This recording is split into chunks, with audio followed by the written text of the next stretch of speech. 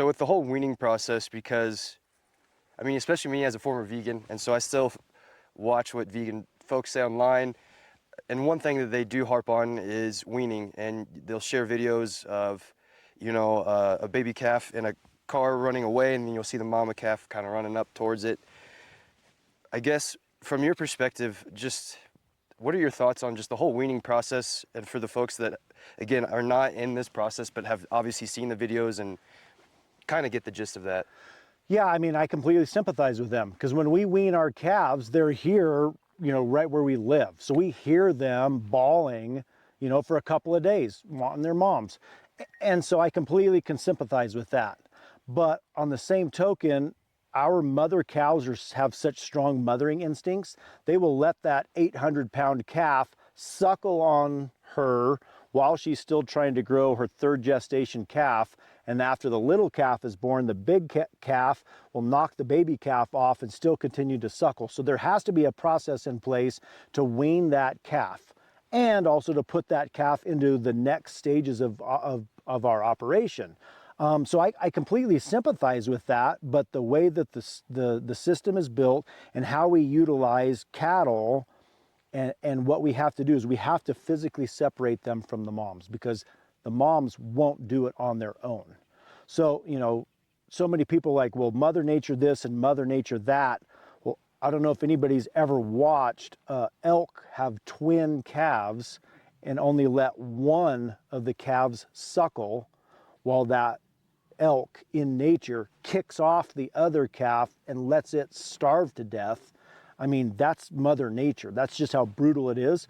We are trying to do our best to set all of these calves up for success, later down the road, whether it's raising bulls, whether it's raising replacement heifers to go back into our system, or raising steers that are going to go into our beef program. And so, we focus on providing everything that they need for success, whether it's the cleanest, best quality hay, it's the highest quality mineral. We're using Redmond real salt with garlic. And then we have continuous flow water trough. So we have a recycled, earth mover tire tank that has water going through it all the time. So they always have clean water in front of them. So, sure, it's stressful for a couple of days for them, but because they don't have any preconditioning or exposure to negative health, because we don't vaccinate them with anything. They haven't been exposed to anything other than the herd health that they're born into.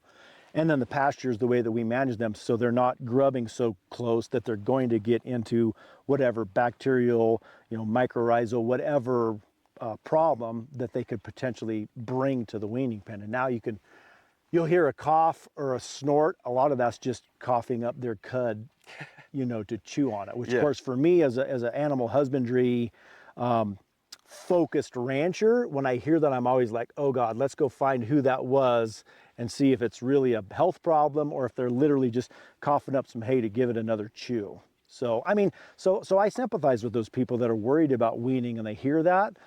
But typically our calves are so big, the mothers are so happy to get rid of them because the mother's health is really starting to decline because they're drinking so much milk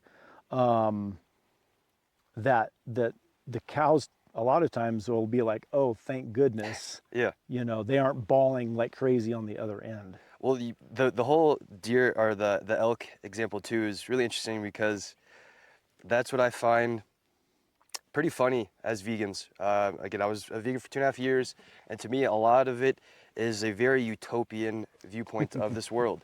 That everyone lives in harmony. All the animals, if we were to just let them go out in nature, would all just have a cookout together, essentially. Instead, it's very brutal, and like you just described. And so that's what, there's trade-offs, but that's what I love about agriculture is what you just described and what so many other farmers and ranchers, you truly care. You'll be out there in the barns if there's a sick calf in the middle of winter, doesn't matter if it's raining, you will try to address whatever to take care of that animal. And that's what I always just find hilarious from vegans is they just really don't get it. And to me, that's part of the disconnection from the food. Because for me, had I gone visited you before I had that decision, I don't think I would have ever been one because my whole viewpoint was factory farming and a lot of that stuff. And that's what they typically only target.